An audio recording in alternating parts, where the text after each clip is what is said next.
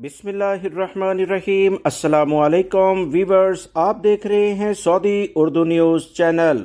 Saudi हुकूमत की जानिब से सऊदी अरब के तमाम छोटे बड़े शहरों में यौमुल वतनी जो कि 23 सितंबर 2022 को बरोज़ जुमा को मनाया जाएगा, मुख्तलिफ जगहों पर मुख्तलिफ डिपार्टमेंटल स्टोर्स में इस वक्त ऑफर्स लगी हुई हैं, जो कि सऊदी हुकूमत का एक बेहतरीन इकदाम है। सऊदी अरब में बड़े इदारे बढ़ चढ़ कर इस यौमुल वतनी की तकरीबात में अपना हिस्सा डाल रहे हैं। सऊदी अरब के मुख्तलिफ डिपार्टमेंटल स्टोर खाने पीने की अशिया पर इस वक्त ऑफर लगी हुई है, खास तौर पर वो अशिया जो इलेक्ट्रॉनिक अशिया कहलाती हैं या दीगर वो सामान जो कि आप ऑफर में खरीदते हैं। तो ऑफर से खरीदने से पहले दो बातें हमेशा अपने जहन में रखें।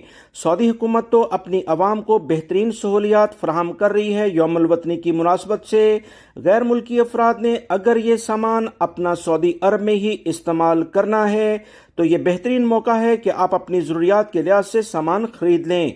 मगर अगर आपने ये सामान अपने मुल्कों में लेकर जाना है, अपनी फैमिली को पाकिस्तान, इंडिया, बांग्लादेश या जिस भी मुल्क से आपका ताल्लुक है वहाँ भेजना है, तो ये बात हमेशा जहन में रखें कि जो एयरपोर्ट के लिहाज से कस्टम ड्यूटी पाकिस्तान में पिछले दिनों नाफिज की गई थी, इंडिया में भी बिल्कुल नाफिज है, वो आपको इस चीज़ की कीमत पर कितनी अदा करनी पड़ेगी। अगर वो कीमत की लिहाज से काफ़ी ज़्यादा होगी, क्योंकि बहुत सारे मैंने गैर मुल्की भाई जो मेरे जानने वाले हैं वो ख़रीदारी तो कर रहे हैं मगर उन्हें ये बात जहन में नहीं थी। इसी बुनियाद पर यह वीडियो मैं आपसे शेयर कर रहा हूँ।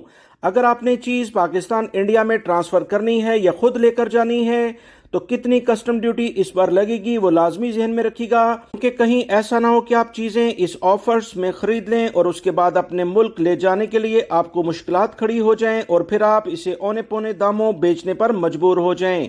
उम्मीद करता हूँ ये मालूमात आपके काम आएंगी, क्योंकि बहुत सारे गैर मुल्की भाइयों के साथ ये मसाइल अभी देखे जा रहे हैं। लिहाजा वीडियो को दूसरे दोस्तों से भी शेयर कीजिएगा। मिलेंगे मजीद ताज़ा तरीन अपडेट के साथ। अस्सलामु अलैकुम।